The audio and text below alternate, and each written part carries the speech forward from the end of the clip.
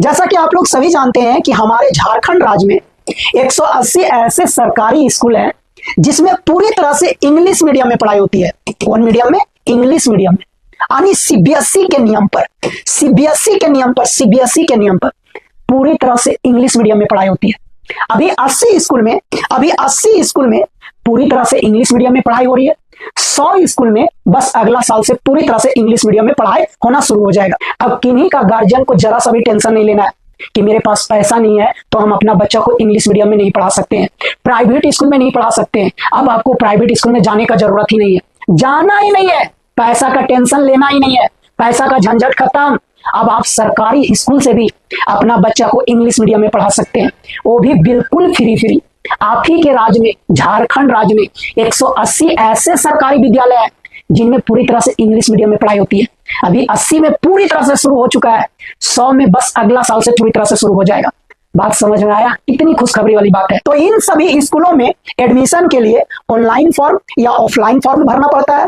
2026 से 27 सेशन के लिए इस बार ऑनलाइन और ऑफलाइन फॉर्म भरवाया गया सभी बच्चों से, जिसका लास्ट डेट कितना था? 16 फरवरी। जिसका लास्ट डेट एडमिशन फॉर्म भरने के लिए ऑनलाइन या ऑफलाइन कब तक था? 16 फरवरी तक लास्ट डेट था। सारे बच्चे लोग भरे हैं, बहुत बड़ी संख्या में भरे हैं। जितना सीट है ना स्कूल में उसका 5 गुना, कहीं कहीं तो 10 गुना ज्यादा फॉर्म भर दिए। सोच लीजिए। तो जो भी बच्चे लोग 80 स्कूल में एडमिशन के लिए फॉर्म भरे थे उनको एक एग्जाम देना पड़ता है, तब जाकर के एडमिशन होता है। वैसे नहीं होता है, एग्जाम देना पड़ता है। एग्जाम का जो डेट है 28 मार्च को है, एग्जाम का डेट 28 मार्च को है और उसका एडमिट कार्ड आ चुका है। एडमिट कार्ड आपको डाउनलोड कहां से करना है? जाइए गूगल में और सर्च कीजिए jack.jharkhand.government.in। क्या सर्च करना है? jack.jharkhand.government.in।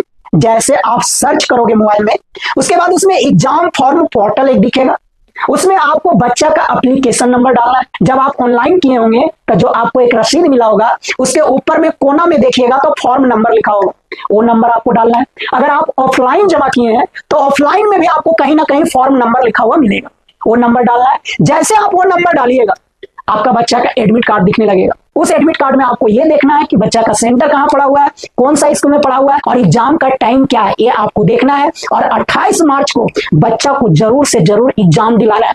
जब तक आप एग्जाम नहीं दिलाओगे तब तक एडमिशन नहीं होगा। तो आपका बच्चा कहां से सरकारी स्कूल से फिर इंग्लिश मीडियम में पढ़ेगा? फिर जाइए प्राइवेट स्कूल में, पैसा भरते रह जाइए, जिंदगी भर परेशान रहिए। वो आपको अब करना नहीं है। जब भी पढ़ाना है सरकारी स्कूल से इंग्लिश मीडियम।